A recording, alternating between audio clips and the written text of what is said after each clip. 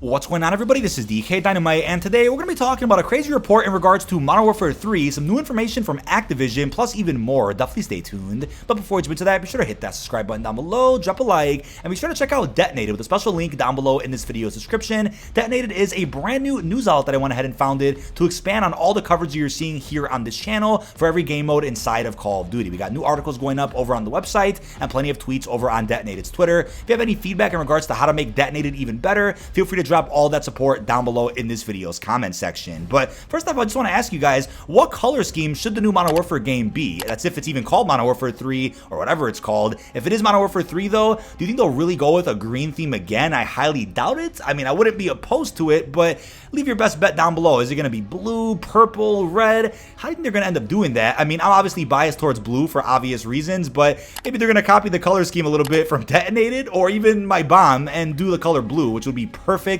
I'm a sucker for that color, but again, if you have a better suggestion for how to do a Modern Warfare 3 logo, feel free to drop all your best theories down below in the comment section. But as of last night, during the last day of hearings for the acquisition of Activision Blizzard, we ended up seeing a federal judge confirm for us that the new Call of Duty is indeed releasing this November. Now that's funny because looking at all the key dates that got leaked out from Insider Gaming, November 10th is the projected release date for the apparent Modern Warfare 3. Now what's funny is that shortly after that report came out, it was no surprise to everybody in the community that a new Call of Duty is coming out in November, but the official Call of Duty Twitter account did go ahead and post the eyes emoji, hinting at the fact that yes, a new title is indeed on the way. They have publicly said before during other Activision Blizzard earnings calls that a new Call of Duty is coming out at some point this fall, but they never were as specific as to say that it was coming out in November. So I guess as of right now, November 10th is the supposed launch date for the game. Unless that changes, then it's also possible November 3rd, 17th, or even as late as the 24th could also be some release windows. I mean, Modern Warfare 2 came out the end of October last year, so I wouldn't expect Modern Warfare 3 to come out any later than November the 10th. I think after that, it'll be one of the latest releases ever, so I think the 10th as of right now is a safe bet to go with. But I think based on the tweet alone from Call of Duty, those eye emojis, I do think that we're probably a couple of days away, if not maybe a couple weeks away from an official logo reveal for this new Modern Warfare. Modern Warfare 19 was officially revealed on May 30th, 2019, whereas Modern Warfare 2 got its logo reveal on April 28th, 2022. So the end of June, which is today actually, or close to today, could be a guesstimate for when they can go ahead and reveal the logo. I think, you know, today, June 30th, could be an actual good date for that. I mean, if they do it at some point today to end off the week, I wouldn't be opposed to it. Maybe they want to do that before marketing Season 4 Reloaded or the expected crossover with the boys. Get that out the way now, do a big crossover with the boys, release Season 4 Reloaded, and then right before Season 5 comes out, you do the big reveal event inside of Warzone, which is supposed to be on August the 1st, the day before Season 5 starts,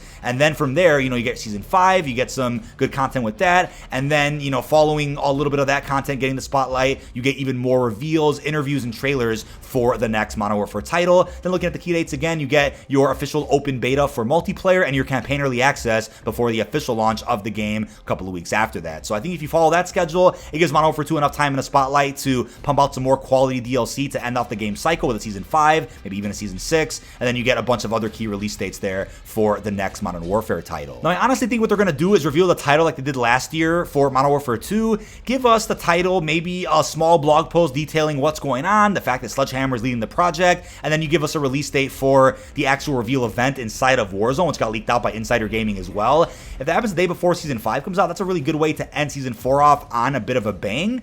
I mean, if they even want to push that back a little farther to maybe after the release of Season 5, so like the middle of August, I also wouldn't be opposed to that. But a big question a lot of people out there do have is whether or not content will transfer over from Modern Warfare 2 into Modern Warfare 3. Specifically, a lot of the content such as bundles, operators, and blueprints that we already have right now. And I think if all that content does transfer over, that's a good way to emphasize that COD 2.0 truly is a new era for the game. I know they dropped the 2.0 label from Warzone, but as of right now, the whole cross-unification and cross-progression between MW2, Warzone, and Warzone Mobile still represents COD 2.0, what it means to be in a quote-unquote new era for the series. So if they went ahead and changed how content transfers over from game to game, such as transferring everything over from MW2 to MW3, that would be phenomenal. I think people out there would be a lot less upset about a new COD coming out this fall. I would probably back up the other rumors that came out many months ago that Modern Warfare 3 was originally just a paid DLC expansion to MW2 with a new campaign, with some more multiplayer maps such as remasters, and possibly even a zombies.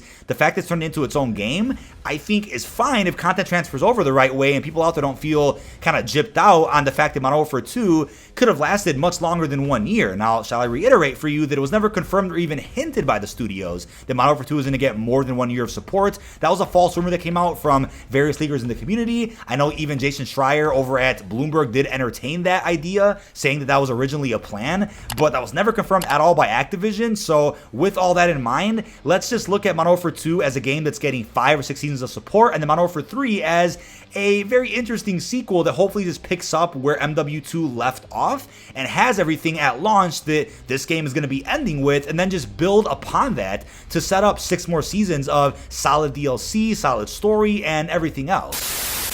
Now, tonight's video is sponsored by Morgan & Morgan. If you're injured and don't know where to start, you can submit a claim in 8 clicks or less without ever having to leave the couch. Submitting a claim for an injury doesn't have to be a stuffy process. With Morgan & Morgan, there's no need for you to visit law offices and sit through timely consultations. You can submit a claim and have a lawyer review your case with only 8 clicks from your mobile app. Now, Morgan & Morgan is a 21st century law firm which has modernized the injury law process, making it so easy to submit your claim. You can submit your case details, sign contracts, upload documents, and medical records all from your cell phone. You can even text your attorney and legal team throughout the duration of your case. Submitting an injury claim after a car accident is a no-brainer. You have nothing to lose, and a firm like Morgan & Morgan can quickly determine if you even have a case. Don't overthink it though. Take action to protect your rights, and Morgan & Morgan will fight to get the compensation that you deserve. But with that being said, check out Morgan & Morgan with the special link down below in this video's description or the pinned comment, and thank you to Morgan & Morgan for sponsoring tonight's video.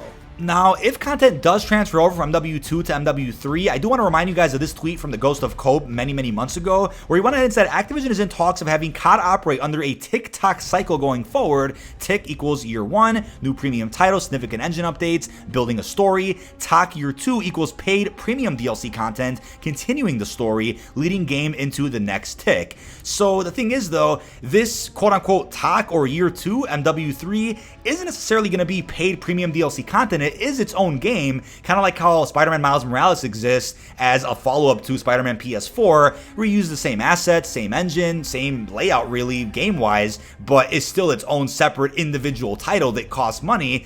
Kind of think of it that way, but it's still continuing where MW2 left off, reuses the same content, maybe blueprints, weapons, operator-wise, and just furthers the narrative some more, offers some new game modes, some new opportunities, things that weren't in Modern Warfare 2, but it just builds upon that, leading into another tick, which is going to be 2024, the next Black Ops game. So maybe that means that if this TikTok cycle continues, that means 2025, we get like a Black Ops 7, another Black Ops game that is kind of just like a direct sequel to the one that had just come out in 2024, but builds upon what already was released and innovated upon in Black Ops 2024, and it reuses the same content, so to speak, same engine, same graphics, a lot of assets, but a bunch of things do transfer over, such as weapons, operators, etc. Maybe that's what they're going for right now, which is very different for the COD series, but I'm all for some change like this, and the community is going to be really happy about content potentially transferring over as well. Now, I also wanted to add this into the video, but this got reported by the Ricochet team as of yesterday on Call of Duty's Twitter. There is a new Season 4 update in terms of what's going on with the Ricochet anti-cheat.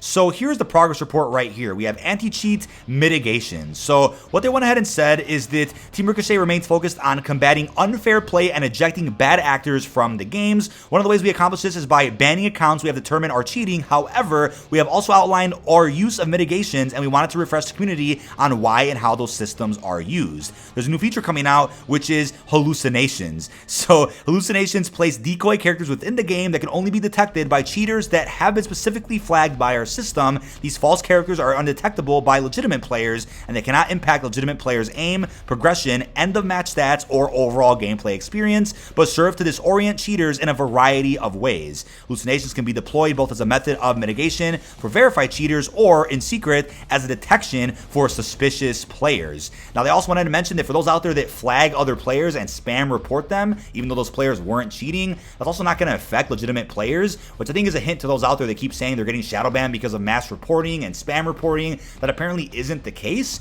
And for those out there that keep mass reporting others falsely, they're actually going to get in trouble and possibly get banned from the game. So really spicy reports and updates here from Team Ricochet. But for those out there that are like, wait, DK, why are they going so far to create all these tools and use resources to fool cheaters into thinking that they're going up against real players when they're really just decoys or hallucinations? Why go as far as to, turn players invisible and mess with them? Why do that? Well, there's a really good tweet that came out from this dev in the industry who went ahead and said that the actual psychological effect this could have on cheaters could actually mean more than just banning them, right? To fool players this way, and also on top of that, to scare cheaters into knowing that if they're streaming and trying to pretend that they're a really good player, this could actually get them exposed. All of that psychologically could actually impact the cheating community even better than just banning them, to where you start seeing less cheaters running rampant inside of Call of Duty or other games out there that incorporate mitigations like this. And I completely agree with that. I think, while it does take resources to go ahead and create features like this to mess with these cheaters,